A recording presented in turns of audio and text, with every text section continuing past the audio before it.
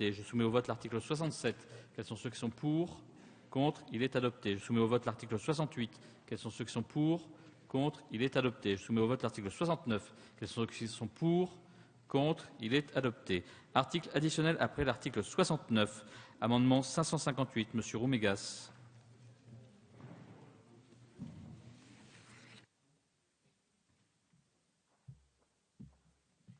Monsieur le Président, vous allez tellement vite qu'on... C'est très bien. Oui, alors, j'espère que Madame la Ministre me saura gré d'avoir été raisonnable sur les rapports, mais là, pour le coup, je crois que ça s'impose vraiment. Il s'agit des victimes de l'amiante. On est dans une situation où les prévisions de dépenses du FIVA, qui ont été certes prévues à un niveau satisfaisant dans le projet de loi de finances, risquent de ne pas être suffisantes. Si d'un côté, les victimes directes sont moins nombreuses, on observe une augmentation significative du nombre des ayants droit.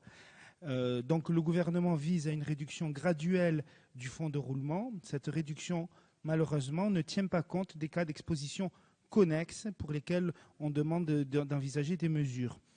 Les délais de traitement, par ailleurs, affichent souvent 8 mois en moyenne, ce qui reporte souvent sur les ayants droit l'indemnisation et l'instruction du dossier. On assiste souvent à des cas où des victimes directes décèdent avant même la fin de l'instruction de leur dossier. Voilà, donc en commission, Madame la Ministre avait déjà évoqué la possibilité de mesures, d'un rapport, en tout cas son souhait d'accélérer le traitement de ces dossiers. Et donc j'aimerais qu'elle donne un avis favorable à cette demande de rapport. Merci. Merci. Monsieur Omégas, l'avis de la Commission. Oui, la Commission avait émis un avis défavorable, sans méconnaître bien sûr l'ampleur des drames humains que l'amiante a provoqués. D'une part, sur l'amendement 557, considérant que ce rapport n'était pas forcément utile dans la mesure où il y avait une inspection en cours, que le gouvernement, dès sa constitution, a démontré l'intérêt qu'il apportait vraiment au traitement à la fois administratif mais humain de ces questions. Et je salue d'ailleurs l'intervention de la ministre concernant les victimes de l'amiante qui avaient été placées dans une situation difficile à la suite des décisions de la Cour d'appel de Douai. Et c'est un montant de remise gracieuse de 630 000 € qui a été ainsi débloqué. Sur l'autre amendement, ça nous paraît effectivement très compliqué, Monsieur Omégas, de faire évoluer le financement du FCATA de cette façon-là. Il est financé aujourd'hui par une contribution qui touche très largement les entreprises.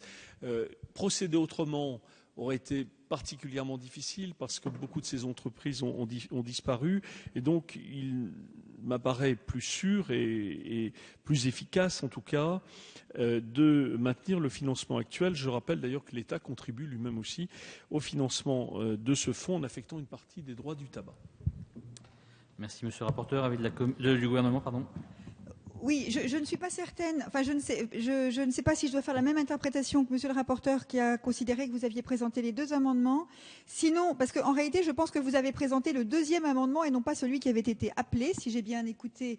C'est-à-dire que vous avez parlé du FIVA et non pas du FCATA. Et l'amendement appelé concernait le FCATA. Si mon attention a été suffisamment soutenue, donc j'ai appelé le 558. Voilà, c'est ça, c'est celui qui concerne le FCATA. Donc je donne, c'est celui que vous n'avez pas présenté. Donc si la présidence en est d'accord, je réponds à l'amendement suivant. D'accord. Qui a été présenté sur le FIVA pour indiquer que j'ai un avis défavorable. En fait, je vous demanderai de retirer, comme souvent malheureusement, votre amendement. Mais pour vous dire que sur le FIVA, j'ai eu l'occasion effectivement d'exprimer en commission ma préoccupation face notamment au délai de traitement des dossiers. Nous avons des situations qui sont des situations préoccupantes de ce point de vue-là.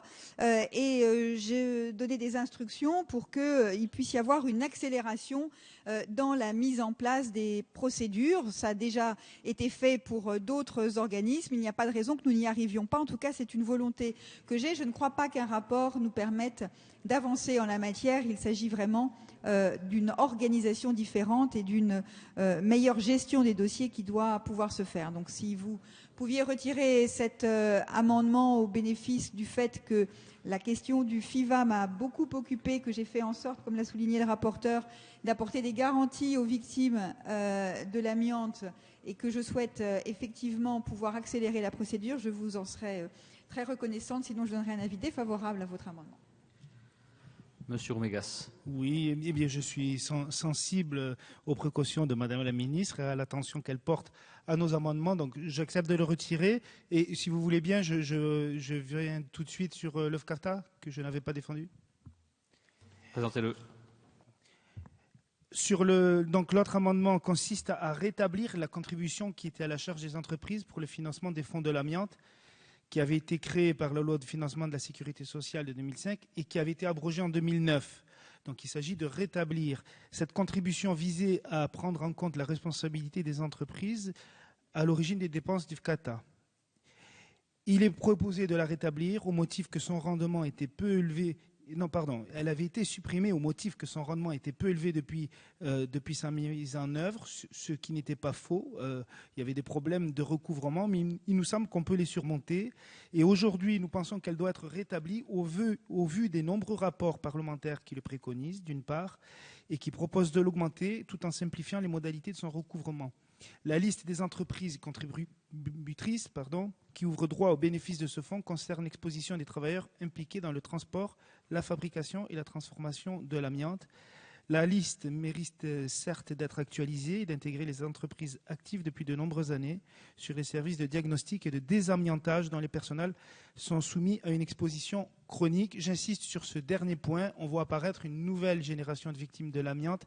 C'est ceux des travailleurs du désamiantage et qui n'étaient pas nécessairement prévus au départ. Merci, Monsieur Roumégas. Donc, sur cet amendement 558, j'ai que comprendre que la Commission avait déjà donné un avis défavorable. C'est ça, Monsieur le rapporteur ? Oui, Monsieur le Président, j'ai déjà répondu. L'avis du gouvernement ? Que vous dire, Monsieur le député, que vous pointez des sujets qui sont absolument majeurs, puisque personne ne peut évidemment se désintéresser de la situation des travailleurs de l'amiante. Alors c'est vrai qu'il s'agit de bien réaffirmer que les entreprises doivent assumer leurs responsabilités. Il ne peut pas être question de considérer qu'elles pourraient prendre leur distance face à des obligations de prévention et de protection de leurs salariés en général, de façon globale vis-à-vis de l'environnement dans le monde du travail, mais de façon particulière vis-à-vis de l'amiante. Simplement, je ne suis pas certaine que la mesure que vous proposez puisse permettre de mieux d'atteindre l'objectif que vous fixez, qui me semble mieux pris en compte par les procédures de reconnaissance de la faute inexcusable de l'employeur. Et je vous rappelle qu'à ce titre, les dossiers de l'amiante représentent près de 40% des cas de reconnaissance d'une faute inexcusable de l'employeur. La raison pour laquelle il ne nous paraît pas par ailleurs utile de revenir en arrière, parce que c'est vrai que la contribution existait, qu'elle a été supprimée en 2004, qu'elle a été instaurée en 2004, supprimée en 2009, pardon. Les raisons pour lesquelles il ne nous paraît pas utile de revenir en arrière, c'est d'abord que le rendement de la mesure était faible et ensuite que son recouvrement était lourd, ce qui n'était pas au fond très satisfaisant. Voilà les explications que je peux vous apporter. Donc voilà, au bénéfice du dialogue que nous engageons, je vous demande de retirer, ou au nom du dialogue que nous engageons, je vous demande de retirer cet amendement, sinon je vous donne un avis défavorable. Monsieur Roumégas ? Non, je vais quand même en maintenir un, Monsieur le Président. Alors, je soumets donc au vote cet amendement 558 avec avis défavorable de la Commission et du Gouvernement. Quels sont ceux qui sont pour ? Votez quand même pour. Quels sont ceux qui sont contre ? Il n'est pas adopté. Nous en arrivons à des amendements identiques. Le numéro 410 de la Commission. Monsieur le rapporteur. Oui, je proposerais volontiers que ce soit Christian Hutin qui le Monsieur Hutin, sur le 535. Merci, Monsieur le rapporteur. Merci, Monsieur le Président. Madame la Ministre, je vais encore vous ennuyer, mais ce sera encore un rapport. Mais nous avons tous dans nos permanences un nombre important d'hommes et de femmes qui ont été victimes de l'exposition à l'amiante et qui viennent très légitimement, à mon avis, faire valoir des droits qu'ils n'ont pas aujourd'hui. En effet, déjà, je ne sais pas que l'Assemblée nationale avait fait un mauvais travail en 2001. Notre rapporteur l'a rappelé, la France indemnise et le système fonctionne plutôt bien. Encore mieux depuis que Mme la ministre, et je la remercie à nouveau, lors des fameux procès de la Cour d'appel de Douai, a réagi en moins de 10 jours pour régler ce problème. Et ça, je pense que c'est quelque chose d'extrêmement important parce qu'il ne s'est pas passé grand-chose depuis bien longtemps dans le domaine de l'amiante. La Cour des comptes, en 2004, pointait déjà du doigt une injustice, c'est-à-dire que les travailleurs de grandes entreprises, ceux qui étaient reconnus, avaient des droits que d'autres. On peut penser aux sous-traitants, on peut penser à des intérimaires, on peut parfois penser à des individus, ne peuvent pas bénéficier des mêmes droits que les autres. Alors, ça n'est pas logique.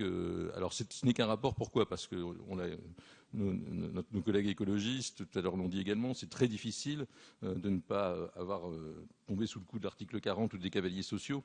Mais cette possibilité d'une deuxième voie d'accès pour avoir droit à l'ensemble de ce qui existe au niveau de la législation, au niveau de l'amiante, est absolument nécessaire. C'est une question de justice sociale, et je pense que vous y serez sensible, Madame la Ministre. La Commission, dans son ensemble, tout au moins, a donné un avis favorable, et ce serait une porte qui s'ouvrirait, une porte d'espoir. Ça fait longtemps que dans cet hémicycle, il n'y a pas eu une porte d'espoir qui s'est ouverte pour les victimes de l'amiante. Et voilà. Ce rapport, s'il pouvait exister, ce serait formidable, si le gouvernement s'engageait également. Merci, Monsieur Hutin. L'avis du gouvernement ? Monsieur le député, votre demande est tout à fait légitime parce que le mode d'accès au dispositif de cessation anticipée d'activité des travailleurs de l'amiante a effectivement été critiqué en raison de son caractère peu équitable. Le fait est que ce régime a pu bénéficier à des salariés dont le degré d'exposition avait pu être faible, voire nul, et qu'à l'inverse, des travailleurs qui, eux, ont été fortement exposés, n'ont pas été inscrits sur les listes ouvrant droit à la CAATA et donc ne peuvent pas en bénéficier. Une fois qu'on a dit ça, monsieur le député, accordons-nous sur le fait que la démarche va être difficile. Parce que plusieurs pistes de réforme ont déjà été explorées. Jean Le Garec avait rendu un rapport en 2008 sur des propositions pour une réforme nécessaire et juste, dans lesquelles il préconisait notamment d'élargir les possibilités d'accès individuel par métier exposant. D'autres perspectives ont ensuite été expertisées par l'administration et l'ANSES a conclu en mai 2011 qu'il n'existait pas de base de données permettant de dresser de façon univoque une liste exhaustive des métiers les plus exposants. Et elle a aussi mis en lumière les difficultés que l'établissement d'une telle liste allait provoquer. Par exemple, l'intensité de l'exposition peut être variable selon les secteurs d'activité ou encore la période concernée. Bref, votre objectif est tout à fait, plus que louable. Il doit être soutenu. Nous savons que le travail va être difficile. C'est la raison pour laquelle je donne un avis favorable à votre amendement, avec, si vous pouviez le sous-amender pour reporter de 2 mois la date de remise du rapport, parce que le travail va être important et je pense aussi à la charge qui incombe au service. Alors, Monsieur Hutin. Bien, je tiens à vous remercier, Madame la Ministre, d'accepter ce rapport. Je crois que vous avez en effet tout dit. Alors, la date qui avait été choisie était celle du 1er mai. Vous comprendrez qu'elle était assez symbolique, mais je ne vois pas d'inconvénient à reporter de 2 mois. Voilà. Merci, en tout cas. Donc, je comprends donc qu'il faut sous-amender en mettant le 1er juillet 2013 au lieu du 1er mai 2013. Exactement. C'est bien noté par tout le monde. Et donc, je soumets donc au vote cet amendement avec ce sous-amendement oral. Quels sont ceux qui sont pour ? Contre ? Il est adopté. Je soumets au vote l'article 70. Quels sont ceux qui sont pour ? Contre ? Il est adopté.